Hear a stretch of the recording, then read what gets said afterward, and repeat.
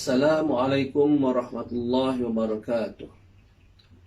Bismillahirrahmanirrahim. Alhamdulillahi rabbil alamin.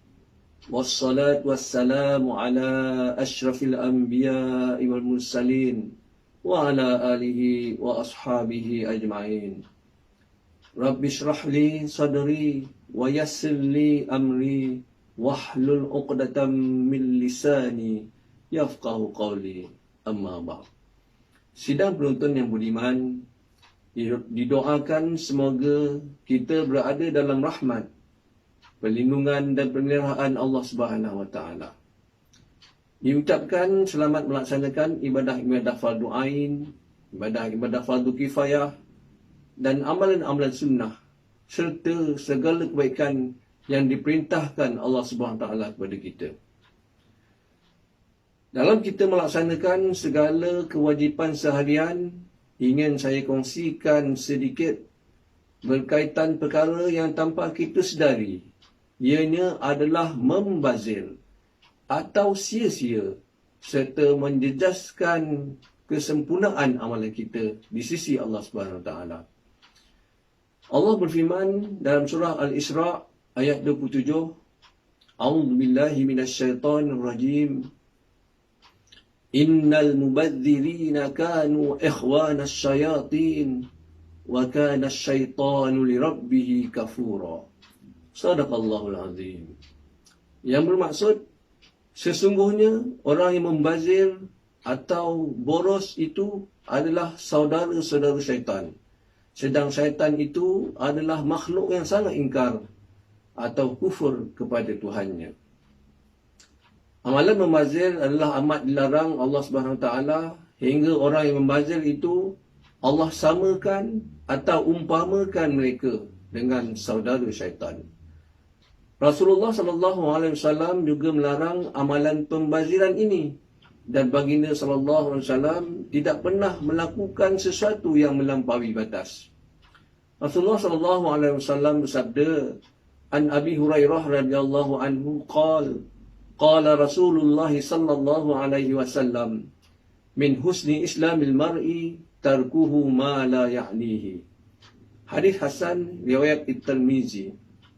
Yang bermaksud, daripada Abu Hurairah radhiyallahu anhu, beliau berkata bahawa Rasulullah sallallahu alaihi wasallam telah bersabda, antara salah satu tanda kesempurnaan Islam pada seseorang itu ialah dia meninggalkan perkara-perkara yang tidak perlu atau tidak bermanfaat baginya.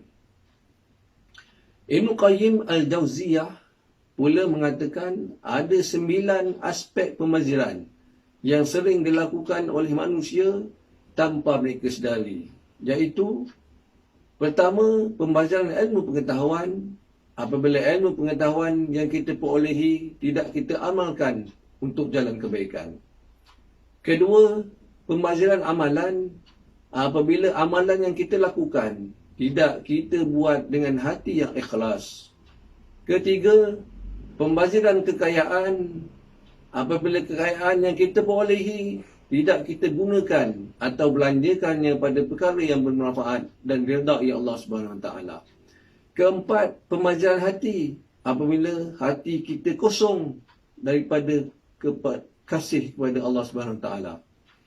Kelima, pembaziran tubuh badan. Apabila tubuh badan kita tidak kita gunakan untuk beribadah kepada Allah Subhanahu Wa Taala. Keenam, pembaziran cinta. Apabila cinta kita curahkan kepada selain daripada Allah Subhanahu Wa Taala atau melebihi cinta kita kepadanya. Ketujuh, pembaziran masa. Apabila masa yang Allah berikan kepada kita tidak kita urus dengan sebaiknya. Ke-8, pembaziran akal. Apabila akal yang dianugerahkan Allah tidak kita gunakan untuk memikirkan sesuatu yang bermakna kepada agama. Dan yang ke-9, pembaziran zikir. Iaitu apabila zikir kita tidak memberi kesan kepada hati dan tindakan kita. Sebenarnya kita menunaikan kewajipan berpuasa pada bulan Ramadan Al-Mubarak ini, marilah kita mengambil kesempatan pada peluang yang terhidang dan masa yang terluang untuk kita bermuhasabah dan memperbetulkan segala tindakan serta sikap dalaman kita, agar perkara pembaziran dan sia-sia dapat kita hindarkan. Hindarkanlah berbuka puasa dengan juadah yang berlebihan. Hindarkanlah berbelanja pada perkara yang bukan-bukan dan tak perlu. Hindarkanlah menonton atau mendengar atau melayari rancangan yang merugikan. Bataskanlah masa penggunaan handphone kita. Berusahalah untuk tidak tidur secara berlebihan. Elakkanlah daripada membuat perkara-perkara yang tidak berfaedah dan sebagainya yang boleh mendatangkan pembaziran, sia-sia dan dosa. Mudah-mudahan dengan berkat kita meninggalkan pembaziran atau yang sia-sia, maka segala amalan kita akan solid diterima Allah SWT dan diredainya.